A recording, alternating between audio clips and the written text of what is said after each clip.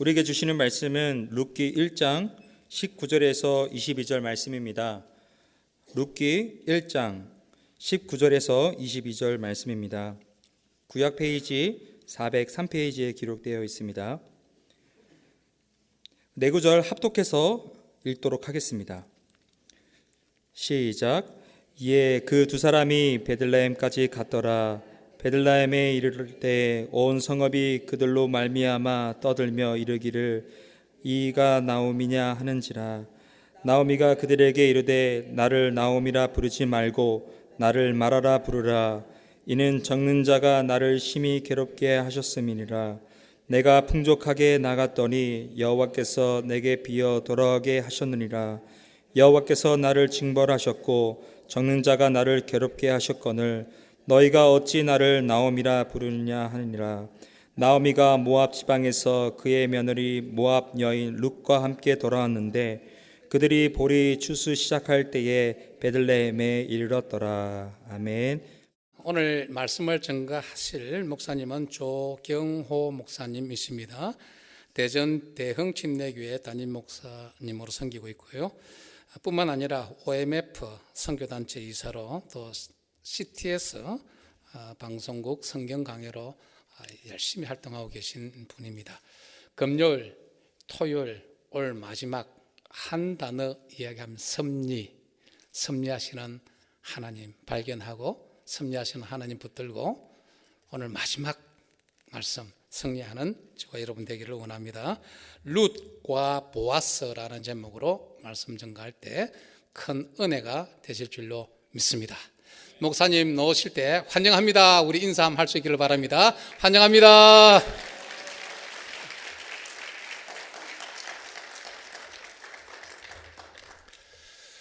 지난 금요일, 토요일 이틀 동안 크리스천 타임즈 25주년 기념 부흥회 장소 빌려주시고 또 오늘 이렇게 새생명교회의 주일 예배에 초대해 주셔서 감사를 드립니다.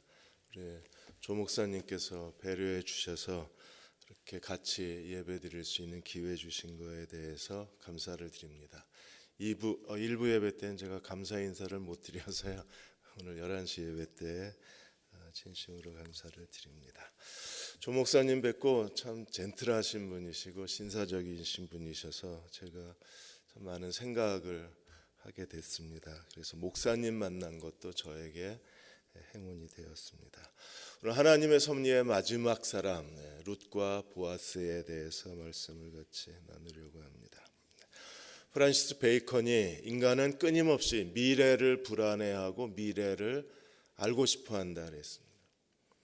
그래서 새해가 되면 사람들이 토정 비결 보고 또 한 달이 되면 오늘의 띠 운세, 일간 스포츠 신문을 사는 가장 중요한 이유 중에 하나도 띠 운세, 결혼 전에 반드시 궁합을 봐야 하고 그리고 여러 가지 중요한 일들이 생기면 가서 점장이를 찾아가거나 무당을 찾아갑니다. 의외로 그리스도인 중에 점집 가시는 분들이 참 많습니다. 제가 산호세에 목회했을 때 LA에 있는 한 그 크리스찬 신문이 LA에 있는 점집을 집중 보도한 적이 있었습니다. 손님의 80%가 그리스도인이랍니다. 목사님들도 꽤 가신답니다. 어디에 개척해야 성장하냐고 점장이한테 가서 물어보시고 개척을 한다 그래서 제가 굉장히 충격을 받은 적이 있습니다. 우리의 미래는 점장이가 알려주는 게 아니고 우리의 미래는 토정 비결에 들어있는 게 아니라 우리의 미래는 하나님의 손에 달려 있습니다. 하나님께서 어떻게 우리의 미래를 준비하시는가, 우리의 미래를 어떻게 만들어 가시는가, 우리가 하나님이 우리의 미래를 만들어 주신다는 걸 믿는다면 하나님의 섭리를 붙잡을 수 있는 사람이 되어야 합니다. 하나님의 섭리를 붙잡지 않고 누구도 하나님이 우리를 위해서 준비하신 그분의 계획, 그분의 뜻을 자기 인생에 만들어갈 수 없기 때문에 그렇습니다. 하나님의 섭리를 붙든다는 건 무엇을 의미하는가? 오늘 나오미, 그의 며느리 룻, 그리고 보아스를 통해서 하나님의 섭리를 붙드는데 가장 중요한 세 가지 원리를 우리들이 함께 생각하고자 합니다. 첫째로 길이 없어도 하나님은 길을 만드시는 분이심을 믿어야 합니다. 사람이 볼 때 길이 사람의 눈으로 보지 않는 거지. 오늘 기도하신 안수 집사님이 기도하신 것처럼 눈에 보이지 않을 뿐이지 하나님은 우리에게 새로운 길을 준비하실 수 있는 하나님이십니다. 오늘 룻기의 배경은 어떤 사람입니까? 나오미하고 엘리멜렉과 나오미, 이 가정에서 일어난 비극적인 일을 통해서 하나님 룻기를 전개하고 계신 거예요. 1장 1절에 사사들이 치리하던 때에, 사사들의 치리 사사시대에는 어떤 시대였어요? 사람들이 자기 소견이 옳은 대로 행하던 시대였어요. 하나님의 말씀, 하나님의 통치, 그들은 관계없이 그냥 자기 생각대로 살았던 시대가 사사시대였었어요. 그 땅에 흉년이 들었습니다. 흉년은 하나님이 자기 백성을 징계하시는 방법이에요. 그들이 하나님을 떠나 우상을 섬겼을 겁니다. 그로 인하여 하나님이 그 땅에 가뭄과 흉년으로 자기 백성을 징계하신 거예요. 그런데 엘리멜렉과 나오미는 하나님의 징계의 땅을 피해서 모압으로 이주를 해버립니다. 그래서 1장 1절에 유다 베들레헴에 한 사람이 그의 아내 두 아들을 데리고 모압 지방에 가서 집단, 그들이 가족이 이민을 가버린 거예요. 그 사람은 누굽니까? 2절에 엘리멜렉이요, 아내의 이름은 뭐예요? 나오미입니다. 두 아들의 이름은 무엇입니까? 기럨과 말론과 기럨. 엘리멜렉의 이름의 뜻은요, 하나님이 나의 왕이시다는 거예요. 하나님은 나의 왕이시라고 고백을 하고 실제로 그들의 행동은 자기 소견이 옳은 대로 굶주림의 땅을 피해서 그들은 먹고 살만한 땅 모압, 베들레헴에서 불과 5km 정도 가면 모압 땅입니다. 그런데 모압은 신명기 23장 3절에 보시면 하나님이 모압에 대해서 뭐라고 말씀하셨어요? 모압과 암몬은 여호와의 총에 들어올 수 없다고 출입 금지령을 내리죠. 모압은 하나님의 총에 들어갈 자격을 잃어버린 민족입니다. 그런데 지금 흉년이 들고 굶주리니까 엘리멜렉, 나오미, 말론, 기럨 이 네 가족이 어디로 가요? 하나님이 저주하신 땅으로 그들이 살겠다고 그 땅으로 간 거예요. 그러자 어떤 일이 벌어졌습니까? 그 가정에 하나님의 징계를 피해서 모압 땅으로 갔는데 거기서 징계를 받는 거예요. 어떤 일이 벌어져요? 엘리멜렉이 죽어요. 엘리멜렉이 죽자 나오미가 어떻게 했습니까? 4절에 보시면 모압 여자 중에서 두 아들 말론과 기럨의 며느리를 구해요. 하나님이 모압은 여호와의 총에 들어올 수 없다고 분명히 금지령을 내리셨는데 나오미는 그 땅에서 두 아들을 위한 며느리를 모압 여자에게서 구해요. 그 이름이 오르바 그리고 룻입니다. 이 두 여자, 이 모압 여자하고 두 아들을 결혼한 이후에 어떤 일이 벌어졌어요? 10년이 지나서 남자들은 전부 다 죽습니다. 엘리멜렉은 이미 죽었고 그리고 두 아들도 죽어요. 그리고 세 과부만 그 땅에 남아요. 그 비극으로부터 하나님의 룻기가 시작이 되는 겁니다. 그래서 이 10년이 지났을 때 이제 하나님이 이 이스라엘 땅에 유다 땅에 다시 하나님께서 식량을 주셨다는 기쁜 소식을 듣게 됩니다. 그래서 1장 6절에 그 여인이 모압 지방에서 여호와께서 자기 백성을 돌아보사 그들에게 양식 주셨다함을 듣고 나오미가 다시 돌아갈 생각을 합니다. 그러니까 나오미는 굉장히 기회주의적인 사람이에요. 유다 땅 베들레헴 먹을 것이 없자 모압 땅으로 갔다가 거기서 남편 두 아들 다 잃어버리고 하나님이 다시 베들레헴에 먹을 것을 주셨다고 그러자 다시 여호와의 땅으로 돌아오기로 결정을 내리는 거예요. 근데 누가 걸려요? 모압 두 자부가 걸리는 거예요.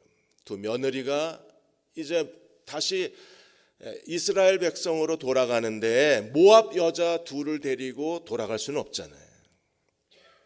그래서 두 여자 이 며느리에게 너희 어머니의 땅, 너희 신들의 땅으로 남아 있으라고 요구를 합니다. 그래서 1장 9절에 보시면 여호와께서 너희에게 허락하사 각기 남편의 집에서 위로받게 하시기를 원하노라. 그리고 그 땅에 남아있기를 종용을 했어요. 그런데 두 며느리가 끝까지 시어머니를 따라가겠답니다. 속도 모르고 지금 따라가면 나오미는 정말 난처해지는데 따라가겠다 그래요.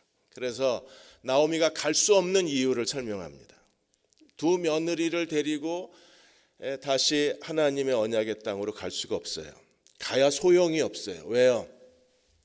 이 두 며느리가 살 방법은 계대결혼법밖에 없습니다. 계대결혼이 뭐예요? 형이 결혼하고 아이를 낳지 못하고 죽으면 동생이 형수에게 결혼해서 그래서 그 가정에 아들을 낳아줌으로 가문, 하나님의 그 언약의 가문을 유지시켜 주는 게 계대결혼법입니다. 제가 사형제입니다. 제가 장남입니다. 그런데 제가 아내하고 결혼을 하고 아내하고 결혼을 하죠. 딴 여자하고 하는 게 아니라 말하고 보니까 이상하네. 제가 한 여자하고 결혼을 해서 그 아내가 됐습니다. 그런데 제가 아들을 낳지 못하고 죽으면 제 밑에 둘째 동생이 형수하고 결혼을 해야 돼요. 반드시 해야 돼요. 왜? 하나님의 언약 백성의 계보를 이어가야 하기 때문에. 근데 둘째도 아들을 낳지 못하고 죽었습니다. 그러면 셋째, 넷째가 쌍둥이입니다. 제 동생이. 셋째가 다시 형수하고 결혼을 해야 돼요. 근데 셋째도 아들을 낳지 못하고 죽으면 넷째가 또 형수하고 결혼해야 돼. 이게 무슨 막장 드라마 이런 게 다 있습니까? 그게 하나님이 언약 백성의 계보를 지키는 계대 결혼법이나 율법의 제도예요. 그래서 계대 결혼법을 설명합니다. 너희가 그 가나안 이스라엘 백성의 땅에 가서 약속의 땅에 가서 너희가 생존하려면 내가 아들을 낳아야 된다. 근데 남편은 죽었다. 내가 누구랑 아들을 낳겠냐? 아들을 낳았다고 그러자. 걔가 언제 커서 너희가 그 아들하고 결혼하겠냐? 그러므로 너희는 나랑 같이 갈 수가 없다고 그래 나오미가 두 며느리를 설득을 한 거예요. 그러자 오르반은 그 이야기를 듣고 완전히 마음을 접어버립니다. 왜? 가봐야 소용이 없어요. 아무 희망이 없어요. 살아가야 할 이유가 없어요. 그 땅에 가서 비참하게 사나 모압 땅에 남아서 비참하게 사나 똑같은 거예요. 그래서 오르반은 걸음을 멈춥니다. 그런데 룻은 끝까지 따라갑니다. 그래서 1장 13절에 나오미가 이렇게 말합니다. 너희가 어찌 그들이 자라기를 기다리겠느냐. 나오미가 아들을 낳고 자라야 계대 결혼법이 적용이 되는 거니까 기다리겠느냐. 어찌 남편 없이 지내겠다고 결심하겠느냐. 내 딸들아 그렇지 아니하니 여호와의 손이 나를 치셨으므로 나는 너희 때문에 괴롭다. 그러자 오르반은 이렇게 합니다. 14절에 그들이 더욱 소리 높여 울더니 오르반은 시어머니에게 입맞추고 떠났습니다. 그런데 룻은 어떻게 했어요? 그를 붙쫓았더라. 붙쫓았다는 말이요, 다바크, 힘있게 달라붙었다는 말입니다. 룻은 어차피 이스라엘 땅에 가도 자기 인생이 비참하고 모압에 남아도 자기는 비참한 인생이니까 룻이 선택을 하는 거예요. 어머니에게 붙쫓았더라. 달라붙었습니다. 아주 초강력 본드로 붙어버린 거예요. 그리고 16절 17절에 어머니에 대해서 5번이나 룻이 이렇게 말합니다. 16절에 내게 어머니를 떠나며 어머니를 따르지 말라고 돌아가라고 강요하지 마십시오. 어머니를 떠나라고 내게 강요하지 마십시오. 며느리 여러분 잘 들으십시오. 시어머니에 대해서 룻이 지금 며느리가 이렇게 고백하는 겁니다.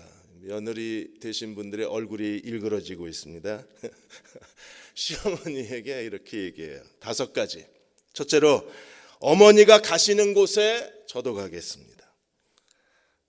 지금 한국은 설날이 되면 며느리들이 다 팔에 깁스를 합니다. 가짜 깁스를 팝니다. 팔 다쳐서 시댁에 안 가는 거예요. 어머니가 가시는 곳에 가겠습니다. 둘째로 어머니가 머무는 곳에 머물겠습니다. 셋째, 어머니 백성이 내 백성입니다. 넷째, 어머니 하나님이 나의 하나님입니다. 17절, 어머니가 죽으시는 곳에 나도 죽겠습니다. 완전히 달라붙은 거예요. 그래서 나오미는 룻은 나오미의 그림자처럼 나오미를 따라가는 거예요. 어머니가 가시는 곳에 나도, 어머니가 머무시는 곳에 나도, 어머니의 백성이 내 백성, 어머니의 하나님이 나의 하나님, 어머니가 죽으신 곳에 나도 거기서 죽겠습니다. 그러니까 죽음 외에 나는 어머니를 떠나지 않겠습니다. 나오미는 다 잃어버렸어요. 남편, 두 아들, 오르바까지 다 떠났어요. 이제 모압 땅에서 그곳에서 살겠다고 생존을 위해서 떠난 땅에서 나오미는 다 잃어버렸어요. 이제 뭐만 남았습니까? 모압 며느리 룻만 남은 거예요. 나오미가 베들레헴에 돌아갔을 때 그 베들레헴 사람이 나오미냐고 했을 때 나오미가 뭐라 그래요? 나는 나오미가 아니라 마라다 그랬어요. 베들레헴 고향 사람들이 그 나오미에 대해서 나오미가 왔다고 했을 때 나는 나오미, 기쁨이 아니다. 나는 마라, 나는 슬픔이다 그랬어요. 왜요? 다 잃어버렸으니까.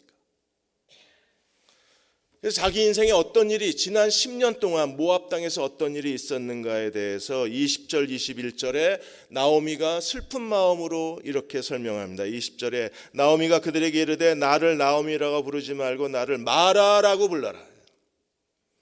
나는 더 이상 기쁨이 아니고 나는 괴로움뿐이다. 내 인생에 괴로움만 남았다. 하나님이 세 가지를 그에게 하셨다고 고백해요. 그래서 20절에 전능자가 나를 심히 괴롭히셨다. 21절 내가 풍족하게 나갔더니 여호와께서 나를 비우셨다. 나를 괴롭히셨다. 누가? 하나님이. 나를 하나님이 다 비워버리셨다. 나는 풍족하게 모압을 떠났는데 지금 빈손으로 돌아왔다. 하나님이 나를 빈손으로 만드셨다. 하나님이 하셨나요? 그리고 세 번째로 여호와께서 나를 징벌하셨다. 징계하셨다. 하나님 나를 괴롭히셨다. 빈손으로 만드셨다. 나를 괴롭히셨다. 징계하셨다. 그게 어쩌면 나오미였는지도 모릅니다. 그러나 하나님께서는 이 나오미의 완전히 비어버린 인생, 빈손 인생, 나오미의 괴로운 인생을 하나님이 어떻게 하십니까? 그를 따라온 모압 며느리 룻을 통해서 하나님이 나오미의 인생을 완전히 회복시켜 주신 하나님이세요. 끝까지 부초짰던 다바크, 달라붙었던 룻을 통해서 하나님은 나오미의 인생의 새로운 하나님의 섭리의 문을 여시는 분이십니다. 오늘 하나님은 우리의 인생에, 우리도 어쩌면 우리 인생의 괴로움뿐일 수도 있습니다. 내가 소중했던 모든 걸 다 잃어버리고 나는 빈손일 수도 있습니다. 어쩌면 하나님의 은혜와 축복을 기대했는데 하나님이 나를 계속 고난과 징계와 어려움 속에 두실 수도 있습니다. 그럼 하나님이 나의 비어버린 하나님이 어떻게 나를 다시 채우실 수 있는가? 하나님이 나오미의 비어버린 인생을 누구를 통해서 채워주셨습니까? 그의 모압 며느리 룻을 통해서 채워주신 거예요. 룻은 정말 나오미를 사랑하고 나오미하고 끝까지 어머니의 하나님이 나의 하나님, 어머니의 백성이 나의 백성, 어머니가 죽는 곳에 나도 죽겠습니다. 죽음의 나를, 어머니하고 나를 갈라놓을 사람은 없습니다. 그 룻을 통해서 하나님이 회복시켜 주신 거예요. 우리가 2020년에 하나님이 내 인생에 새로운 섭리를, 하나님의 새로운 일을, 하나님의 새로운 내 인생의 기회를 만들어 주시길 원한다면 룻을 찾아야 돼요. 룻을 찾으면 하나님이 그 룻을 통해서 내 인생에 새로운 하나님의 뜻을 증거하시고 새로운 기회를 만들어 주시는 하나님이십니다. 저는 수원에서 김장한 목사님 수원중앙침례교회에서 전도사 시절을 보냈습니다. 김장한 목사님은 침례교단의 세계 침례교 연맹 그 회장까지 지내시고 침례교단의 아주 보석 같으신 귀한 분이십니다. 오늘의 김장한 목사님을 만들어 내신 분은 하나님이십니다. 그런데 하나님이 어떻게 김장한 목사를 만들었어요? 칼 파월스 그 상사를 통해서 만드신 거예요. 김장한 목사님은 6.25 전쟁 때 수원 캠프에 그 심부름하는 소년이었어요. 그 심부름하던 소년 그 빌리, 그 당시 이름이 빌리였었는데 빌리킴을 보고 이 빌리를 도와줘야 되겠다고 생각한 사람이 칼 파월스 상사입니다. 그는 6개월 그 전역 미국으로 돌아갈 수 있는 기회를 계속 늦췄어요. 늦추면서 그 당시에 무슨 여건이 있어요. 미국 비자가 나와요. 그랬는데 빌리를 어떻게 하든지 미국으로 데려가 공부시키려고 자기 전역을 미루면서까지 김장한 목사님을 미국으로 데려간 겁니다. 그리고 김장한 목사님을 공부시키기 위해서 칼 파울스 상사가 결혼도 안 했어요. 결혼도 포기하고 자기 인생을 송두리째 김장한 목사에게 쏟아부은 겁니다. 그래서 오늘의 김장한 목사 빌리 킴 목사님이 그 칼 파울스 상사의 희생과 사랑과 기도로 만들어진 거예요. 미국에 갔을 때 그 지방 신문에다가 빌리를 소개하고 장학금을 마련해 주고 자기가 일해서 번 돈으로 빌리 그 김장한 목사님이 공부할 수 있도록 다 전적으로 마치 다바크 나오미에게 달라붙었던 룻처럼 칼 파울스 상사는 김장한 목사님에게 달라붙어서 자기의 생애를 다 쏟아부은 거예요. 지난번에 김장한 목사님이 칼 파울스 그 상사를 초대해서 한국에서 그분에 대한 그 감사의 기념 예배를 드린 적이 있습니다. 하나님은 오늘도 우리 인생을 하나님이 이끌어 가시기 위해서 우리에게 보내주신 바 된 사람이 있어요. 그 사람을 찾아야 길이 열리는 거예요. 어젯밤에 우리 요셉에 대해서 하나님 말씀을 들었습니다. 하나님이 요셉을 억울하게 감옥에 갇히게 하셨지만 그러나 그 감옥은 요셉에게 있어서 아주 전략적인 위치라고 그랬어요. 그 감옥에서 누구를 만나요? 애굽왕 바로의 셰프하고 바로의 바텐더가 그 감옥에 들어왔잖아요. 술 맡은 관원장, 떡 맡은 관원장. 지금으로 하면 셰프하고 바텐더잖아요. 그랬는데 셰프는 죽고 바텐더는 살아나가서 그래서 바로 앞에 요셉을 소개하고 요셉을 바로 앞에 세운 결정적 사람이 누구였습니까? 술 맡은 관원장입니다. 그 관원장을 그 술 맡은 신하를 감옥에서 만난. 우리는 자녀들을 위해서 기도해야 합니다. 하나님, 이 애틀란타 땅에서 우리 사랑하는 아들 딸들이 그들의 하나님이 우리 아들 딸들의 하나님의 섭리로 이끌어가기 위해서 하나님 룻과 같은 사람을 만나게 해 주십시오. 하나님이 만나게 하실 사람을 만나게 해 주십시오라고 기도해야 돼요. 정말이요? 두 번째 원리도 사람을 통해서 하나님이 일하시는 거예요. 하나님이 길을 여시는 하나님이십니다. 그런데 누구를 통해서 길을 열어요? 사람을 보내주셔서 사람을 통해서 길을 여시는 하나님이십니다. 하나님이 직접 어떤 일을 지시하시고 하나님이 직접 길을 여실 때도 있습니다. 그러나 대부분은 하나님이 사람을 통해서 길을 여시는 하나님이세요.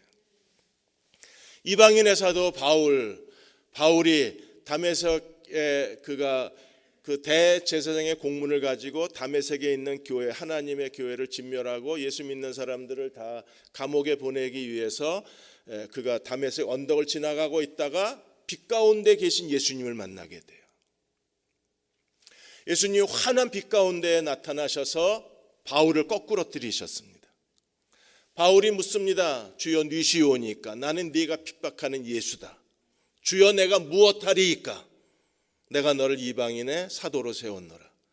그래서 하나님이 다메섹 언덕에서 찾아오셔서 바울을 회심시키고 바울에게 자신이 누구인가를 계시를 하신 거예요.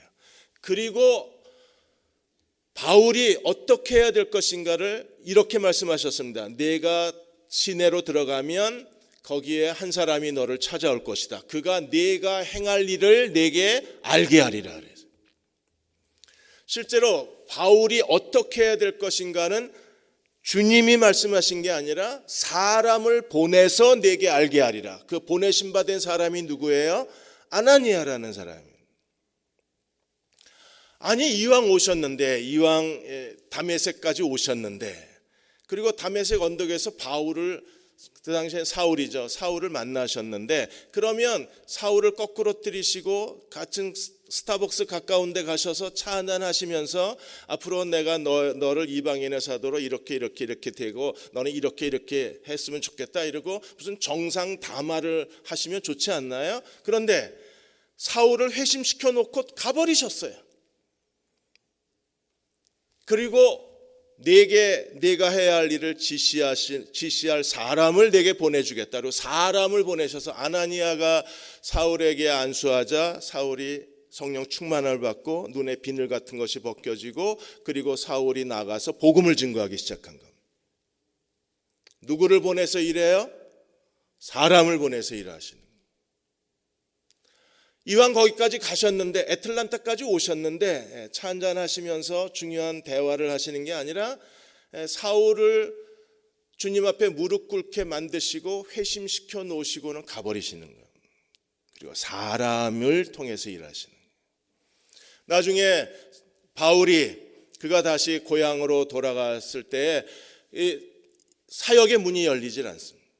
적어도 바울 같은 사람이면 사역의 문을 열 수 있잖아요. 애틀란타 저쪽 근교에 가서 교회 개척이라도 해야 되는데 아무것도 할 수 없는 무력한 상태에서 이 바울에게 이방인 사도로서의 문을 열어준 사람은 누굽니까? 바울 자신이 아니라 누가 문을 열어주어요? 바나바가 열어줍니다. 바나바가 안디옥에 사역하다가 그가 바울을 데리러 바울의 고향까지 가서 바울을 데리고 와서 바울과 바나바 두 사람이 1년 동안 안디옥에서 하나님 말씀을 가르쳐서 어떤 일이 일어났습니까? 그리스도인이라는 별명을 만들어냅니다. 그러므로 바울의 이방인 사역에 문을 열어준 사람은 누구예요? 바울 자신이 아니라 바나바가 문을 열어줍니다. 우리는 바울에게 주목합니다. 그러나 하나님의 바울을 쓰실 수 있었던 것은 바울의 사람들이 있었기 때문입니다. 바울과 함께 동역한 동역자들. 그래서 바울 서신에는 전부 골로새서 4장에도 바울의 동역자, 로마서 16장에도 20명이 넘는 바울의 동역자들이 나와요. 동역자를 통해서 일하시는 하나님이십니다. 혼자 있는 사람을 하나님이 쓰신 적이 없어요. 나오미와 룻이 서로 달라붙었던 것처럼 하나님의 나라를 위하여 같이 충성된 동역자, 우정이 있을 때 하나님이 일하시는 거예요. 룻이라는 이름의 뜻이 무엇입니까? 여자친구라는 뜻입니다. 걸그룹 여자친구 말고 진짜 여자친구가 룻입니다. 우정이라는 뜻입니다. 하나님이 다윗을 쓰실 수 있었던 가장 중요한 이유가 어디 있어요? 사무엘하 23장에서 다윗의 30명의 용사가 있었기 때문입니다. 그 30명의 용사들로 인해서 하나님이 다윗이 어디로 가든지 이기게 하실 수 있었던 거예요. 다니엘서 2장에 보시면 느부갓네살 왕이 꿈을 꾸고 바벨론의 모든 그 무당들, 박사들, 점성가들 다 불러놓고 꿈과 해석을 요구했어요. 꿈을 얘기하고 해석하라고 그러면 할 텐데 이 바벨론 박사들한테, 점성가들한테 꿈과 해석을 동시에 알아내라는 거예요. 이런 왕이 다 있습니까? 이거 갑질도, 왕의 갑질도 이런 갑질이 없잖아요. 그러니까 아무도 얘기할 수 없으니까 이 느부갓네살 왕이 다 죽여 이래서 살해 명령을 내려요. 다니엘과 세 친구도 죽음의 위기에 처하게 된 겁니다. 그래서 다니엘이 어떻게 했어요? 왕에게 가서 시간을 주시면 내가 하나님이 꿈과 해석을 알게 해드리리다. 하나님이 알게 해드리리다. 그리고 다니엘이 어떻게 했습니까? 기도원에 뛰어 올라갔나요? 그 밤에 비행기 타고 도망가 버렸나요? 다니엘이 어떻게 했습니까? 세 친구를 찾아갑니다. 그리고 사드락 메삭 아벳느고와 더불어 이 일에 대하여 하나님이 꿈과 해석을 보게 해 주시기를 기도하라고 요청해요. 그리고 네 젊은이가 하나님 앞에 무릎을 꿇고 함께 기도했을 때 어떤 일이 일어났어요? 그날 밤에 하나님이 다니엘에게 느부갓네살 왕의 꿈과 해석을 동시에 보여주신 거예요.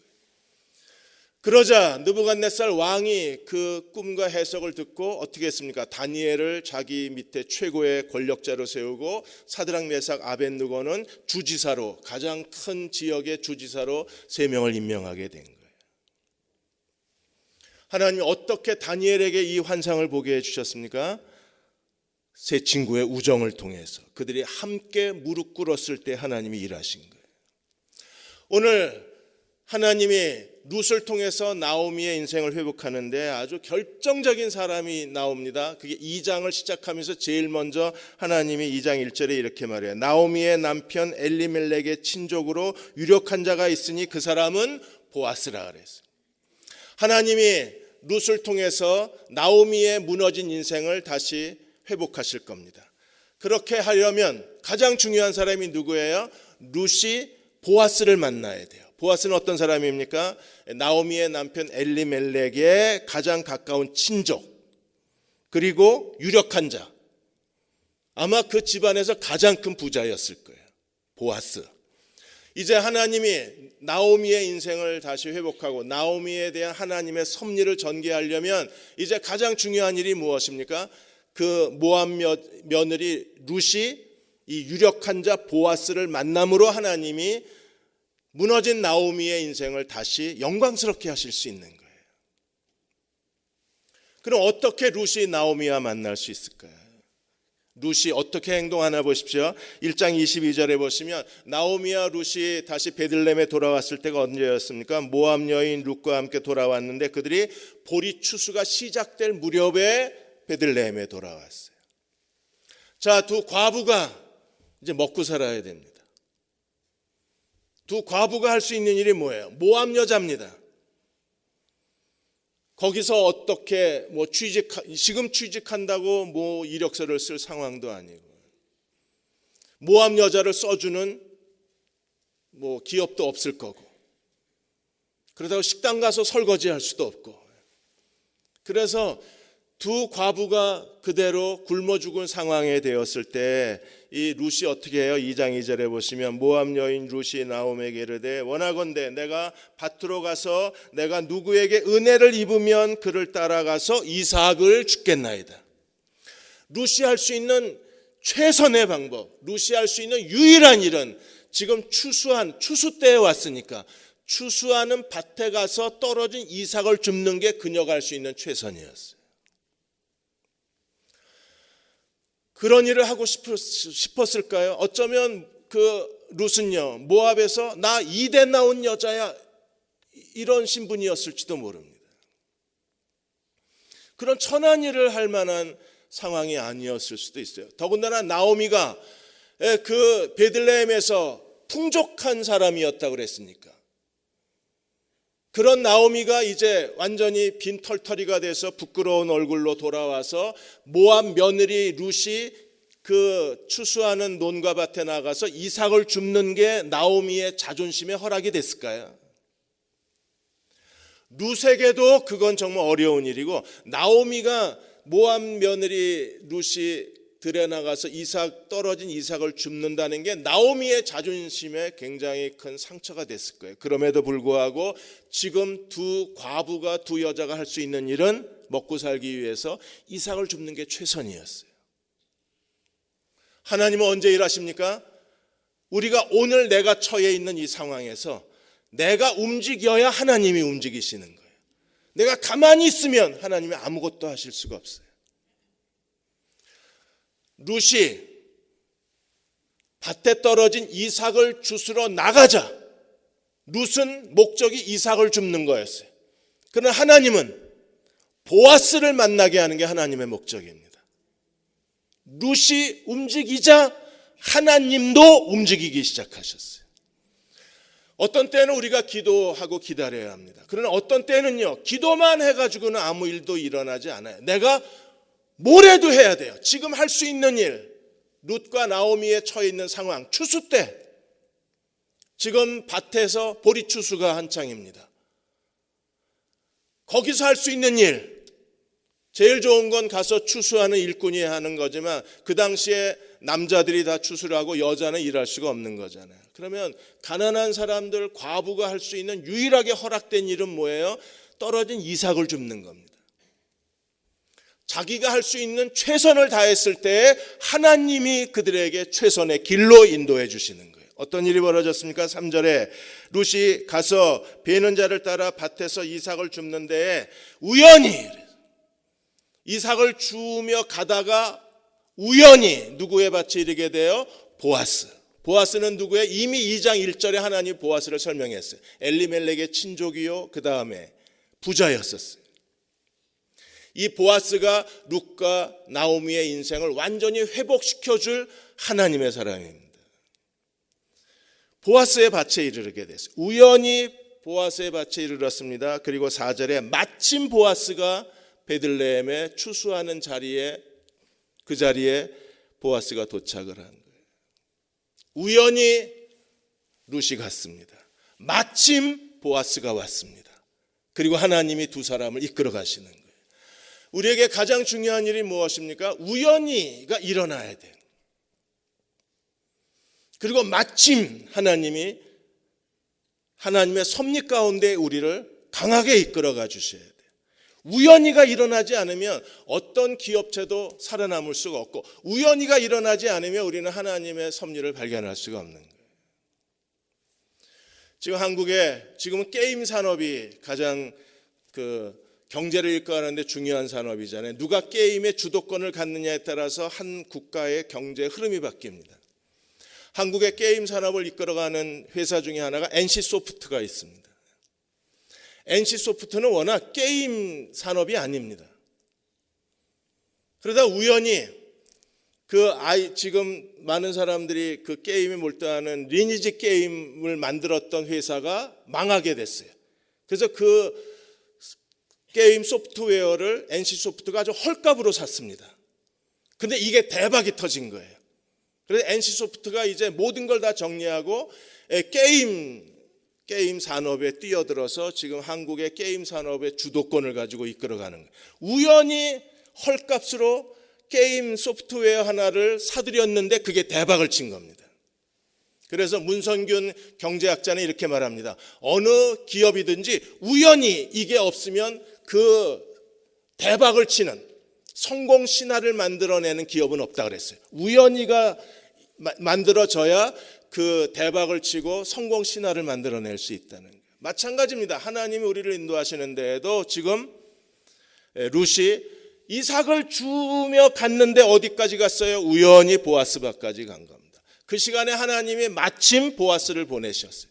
그래서 두 사람의 이제 데이트가 시작이 되는 겁니다.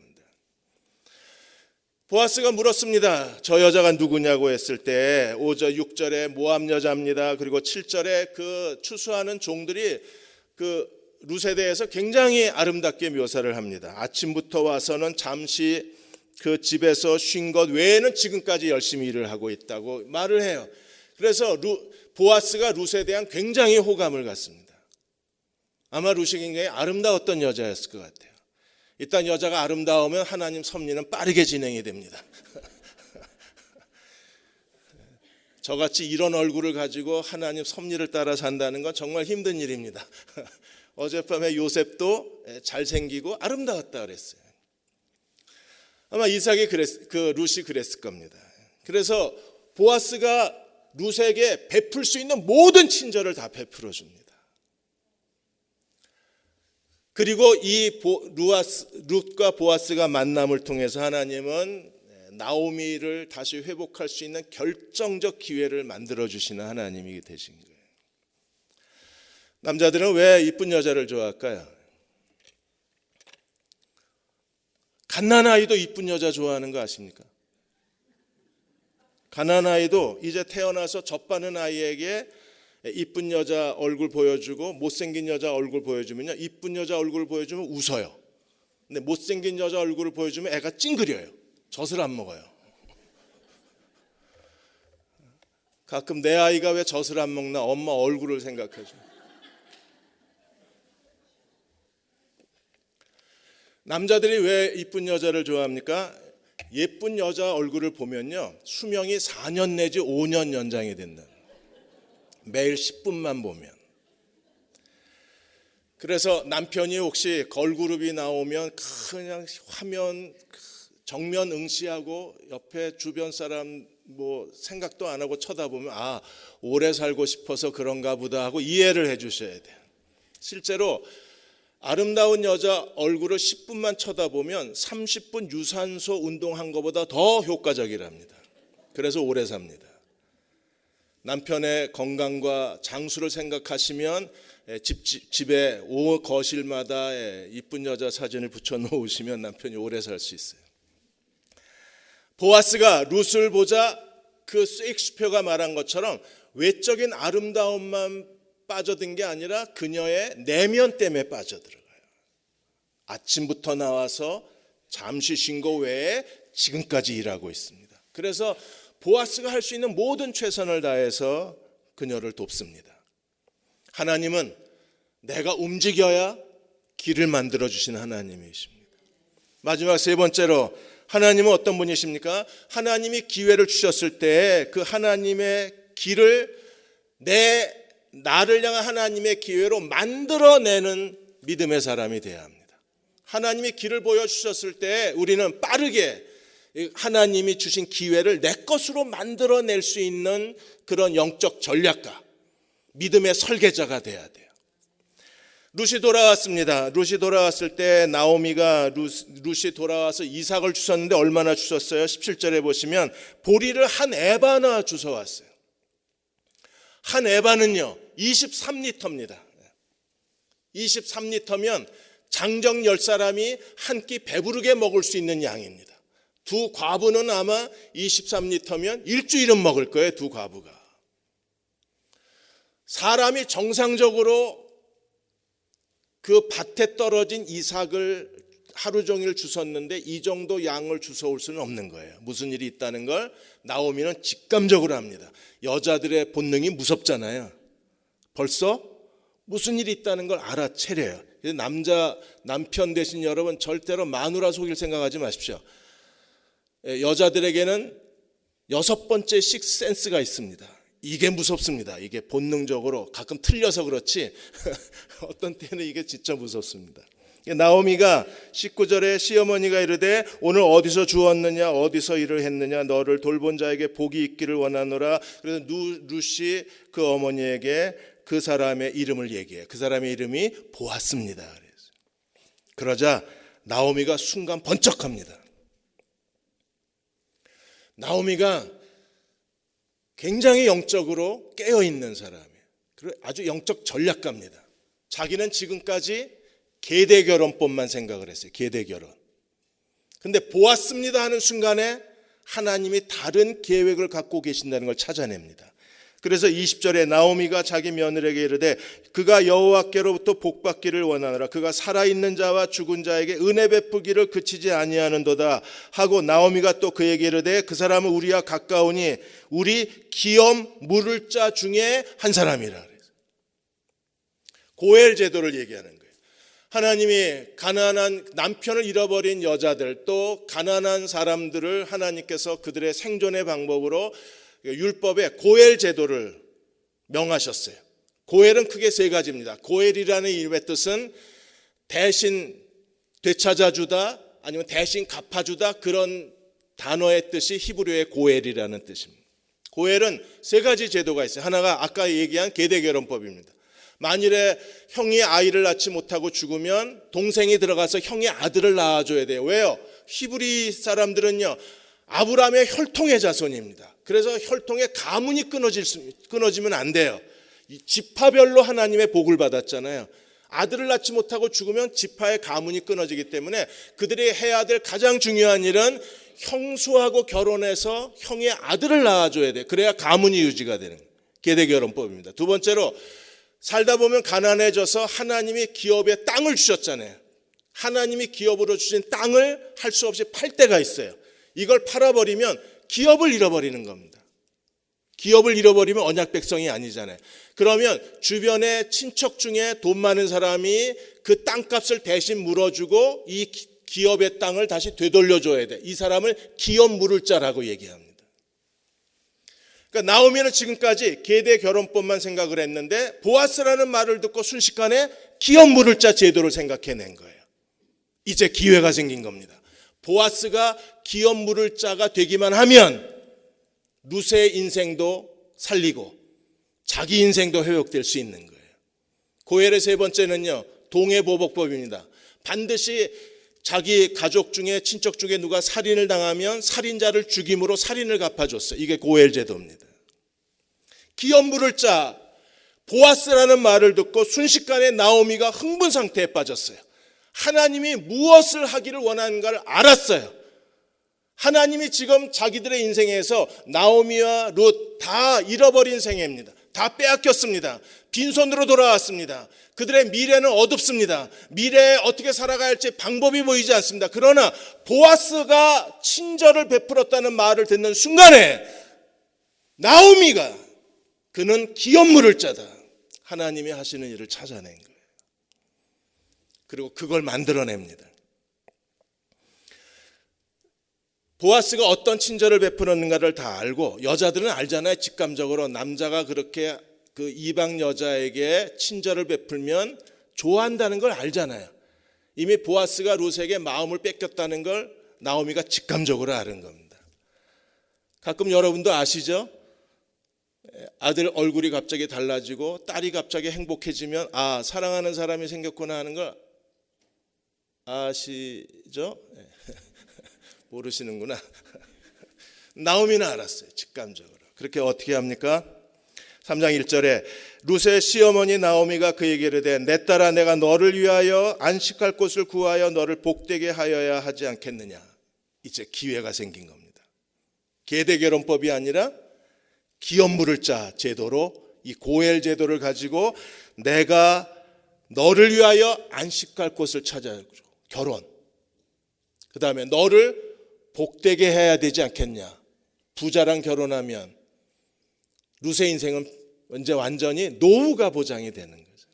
너를 안식할 곳, 너를 복되게 하지 않겠느냐. 그래서 3장 2절에 내가 함께하던 하녀들을 둔 보아스는 우리의 친족이 아니냐.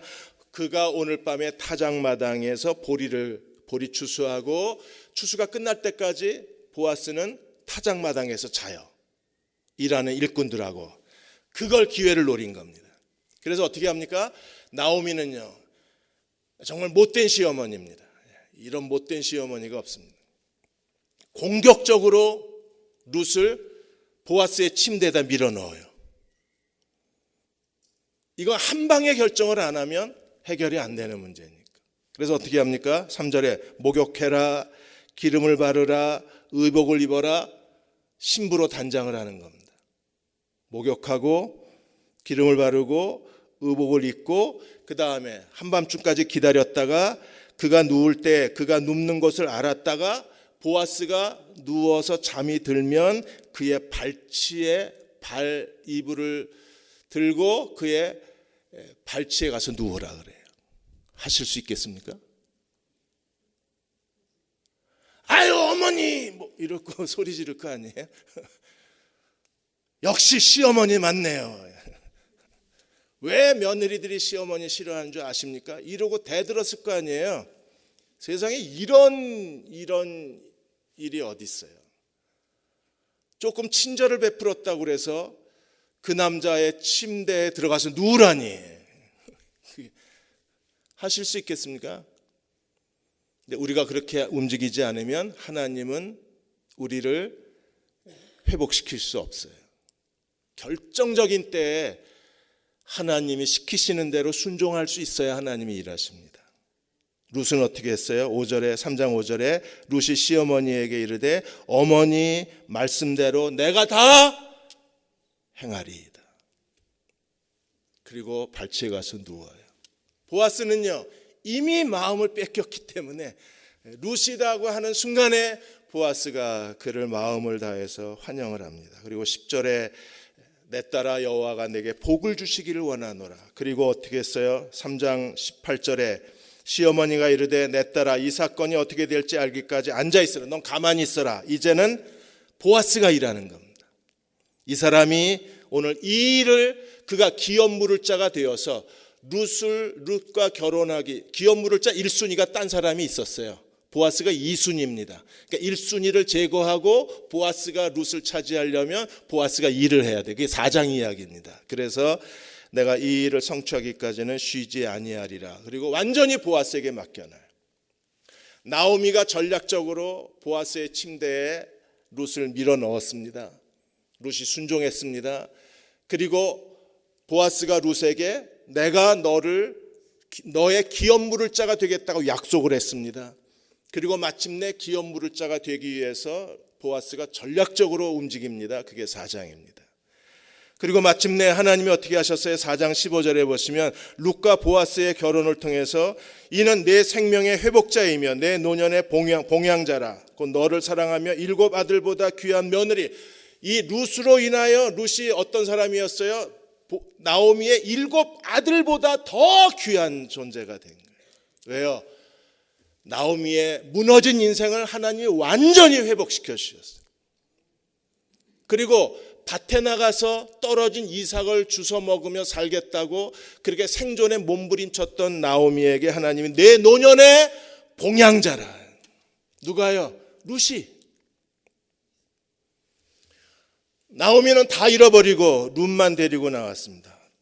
모든 걸 다 빼앗기고 그에게 남은 것은 룻밖에 없었어요. 그러나 하나님은 어떤 분이셨습니까? 룻을 통해서 룻과 보아스의 기업물을 짜 고엘 제도를 통해서 하나님이 나오미에게 위로자가 되게 하시고 나오미의 무너진 인생을 다시 회복하게 하시고, 그래서 룻은 회복자입니다. 룻은 봉양자입니다. 하나님이 나오미의 인생을 완벽하게 다시 채워주신 거예요. 그는 풍족하게 떠났다가 베들레헴에 빈손으로 돌아왔습니다. 그러나 하나님은 그를 빈손으로 내버려 두신 거 아니라 룻을 통해서 다시 풍족하게 채워주셨어요. 그래서 메시아 계보의 여자가 된 겁니다. 여호수아 2장에서 기생 라합이 구원받았습니다. 기생 라합과 살몬이 결혼해서 거기서 태어난 아들이 보아스입니다. 보아스하고 다시 모압 여자 룻이 결혼을 했습니다. 거기서 태어난 사람이 오벳, 다윗의 할아버지. 오벳에게서 이세, 다윗의 아버지. 그리고 이세에게서 다윗. 예수님이 누구의 자손으로 오셨어요? 다윗의 자손으로. 그 다윗에게서 밧세바를 통해서 솔로몬이 태어나게 된 거예요. 메시아 가문의 여자가 되게 한 것. 하나님 오늘도 우리의 길이 보이지 않지만 그런 하나님 우리 인생에 계획을 갖고 섭리를 갖고 계신 하나님이십니다. 내가 움직이면 하나님이 길을 열어주실 겁니다. 하나님이 기회를 주시면 내 것으로 만들어야 합니다. 그거는 사람의 수치심을 극복해야 됩니다. 공격적으로 움직이지 않으면 하나님이 일하실 수가 없습니다. 때로는 자신의 전부를 쏟아 넣어야 합니다.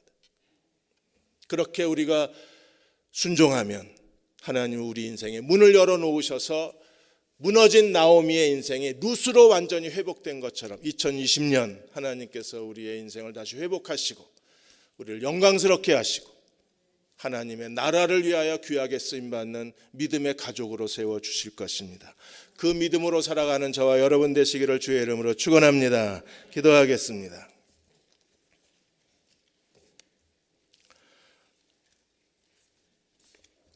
아버지 하나님, 하나님이 우리에게 주신 룻이 누구인가를 찾게 하여 주시고 그 룻과 더불어 하나님의 길을 찾아내게 해주시고 믿음으로 그 길에 서서 하나님께 순종하고 복종하는 새생명 침례교회 모든 교우들이 되게 도와 주옵소서. 예수님의 이름으로 축복하고 기도하옵나이다. 아멘.